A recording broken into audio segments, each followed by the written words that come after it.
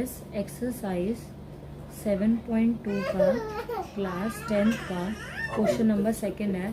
Find the coordinates of the point of try section of the line segment. तो आपको सबसे पहले एक लाइन सेगमेंट गिवन है जिसका एक पॉइंट है 4, -1 और एक पॉइंट है -2, -3। आपने इसको ट्राइसेक्ट कर रखा है। ट्राइसेक्ट मतलब 3 पार्ट्स में डिवाइड कर रखा है। तो आप बीच के कोऑर्डिनेट निकालने हैं। ट्राइसेक्ट मतलब 3 पार्ट, एक पार्ट ये, एक पार्ट ए और एक पार्ट ए। अब मेन चीज़ में ये चीज़ ध्यान रखनी है कि ये ना इक्वल पार्ट्स नहीं हो सकता, एक पार्ट बड़ा हो एक पार्ट छोटा हो। तो इसने ट्राइसेक्ट मतलब 3 पार्ट में डिवाइड है। अब ये कोऑर्डिनेट हमको निकालने हैं। तो सबसे पहले आपको पता है इसको हम x1 और y1 दे देंगे और इसको x2 और y2। अब हमें सबसे पहले इस कोऑर्डिनेट को निकालना है। तो इसको हम दे देते हैं a, इसको b, इसको c और इसको d। तो हमें c और d के कोऑर्डिनेट निकालने हैं।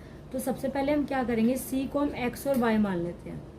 और अब देखो अगर मैं c के कोऑर्डिनेट निकालने हैं तो यहाँ से यहाँ तक कितना पार्ट है, 1।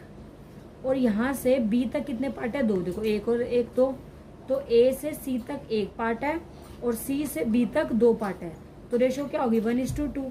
तो अगर हमें c के कोऑर्डिनेट निकालने हैं तो उसके लिए रेशो क्या होगी, 1:2। तो रेशो क्या हो जाएगी, m1 और m2 की रेशो क्या होगी, 1:2। ये हो गया x1 y1, ये हो गया x2 y2। अब फॉर्मूला हमें पता है x निकालने का। x का फॉर्मूला क्या होता है, m1 x2 x1 m2 upon में m1 प्लस m2।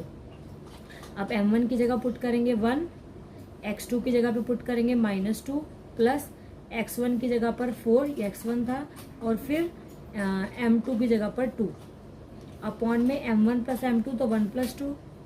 अब 2 1 = 2, -2 हो जाएगा। 2 4 = 8 और नीचे 2 + 1 हो गया 3, प्लस माइनस माइनस 8 में से 2 गया 6 आया। 6 को 3 से डिवाइड करा, 3 1 = 3 2। तो x की वैल्यू आ गई 2। अब नेक्स्ट y की वैल्यू निकाल लेते हैं। y का फॉर्मूला वही same, m1 y2 y1 m2 upon में m1 प्लस m2।